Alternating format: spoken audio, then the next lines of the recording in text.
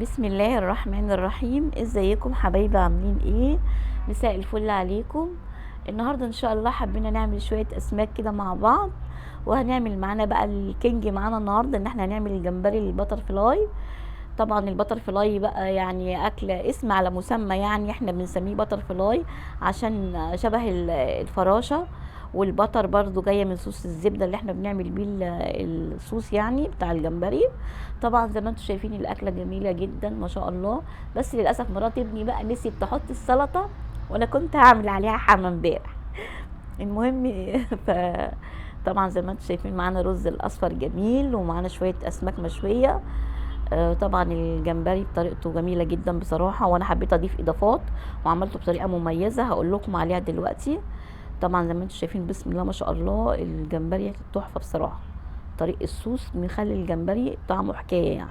طبعا هنا انا معايا بقى شويه من الاسماك، شويه سمك مكرونه على شويه سمك بولتي صغير، بحب البولتي الصغير في الشوي. ومعايا طبعا شويه الجمبري، ويفضل جمبري كبير زي ما قلت لكم.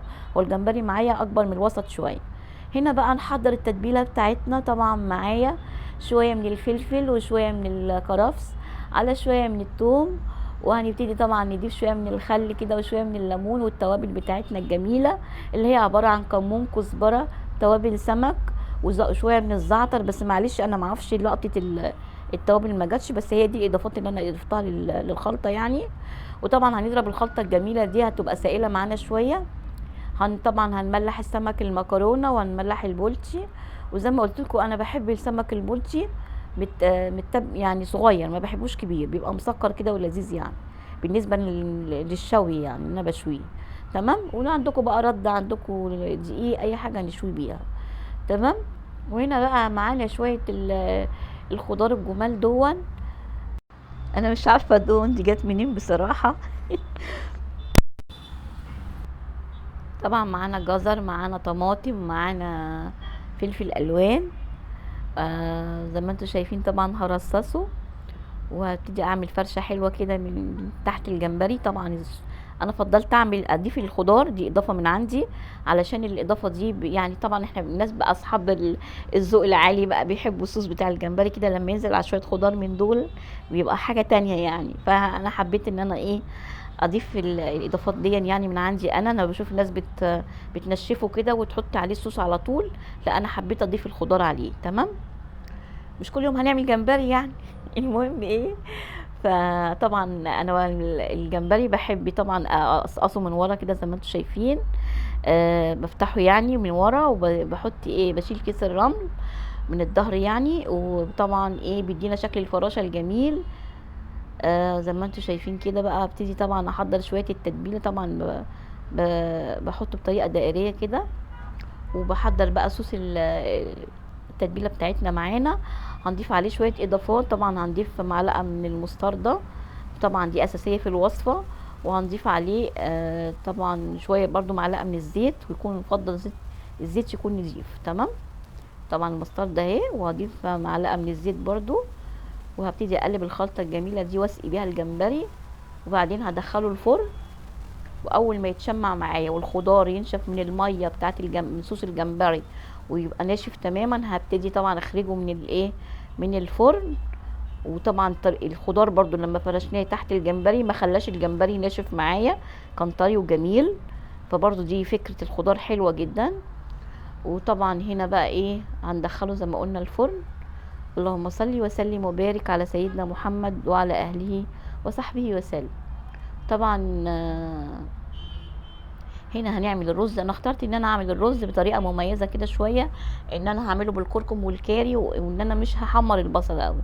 يا دوبك البصله هتدبل معايا، هروح نازله بمعلقه الكركم مع الكاري، وهقلب تقليبه كده، وانزل بميه سخنه. انا ضفت الميه الاول عشان انا عايزه البصله تستوي تماما في قلب الميه السخنه دي. وبعدين هبتدي انزل بالرز بتاعي. الطريقه دي بتخلي الرز مسكر جدا. تمام. طبعا بقى هنا هنبتدي بقى نعمل هقول لكم. هنبتدي نبدر طبعا السمك بتاعنا عشان نقليه. انا طبعا عملت المكرونه معاكم قبل كده كتير،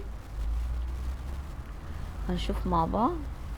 وانا السمك البولتي هنا شويته بمعلقه من الزيت، علشان انا مش عايزه يعني الطاسه تتحرق، فضفت معلقه كده من الزيت. وكان عندي شويه من الدقيق كده بدرته بيه عشان ما كانش عندي رده. تقلوه بقى، تشوه بدقيق، تشوه برده اللي انتوا عايزينه. طبعا معايا خلطه جميله جدا انا عاملاها، خلطه السمك على شويه كزبره على شويه جزر وشويه خل وشويه ليمون شويه ميه سخنه، وعملنا الخلطه الجميله دي للسمك المشوي. تمام. نزلنا طبعا بعد ما ما شويناه حطيناه عليها. طبعا هنا معلقه من الزبده كبيره، معايا فصين من الثوم.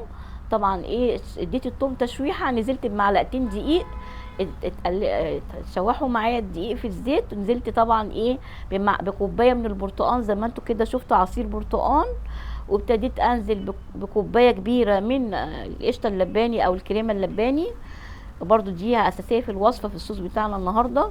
وطبعا معلقه من الليمون، وابتديت اقلب الكلام الجميل ده لما اداني صوص خفيف معايا زي ما انتم شايفين كده.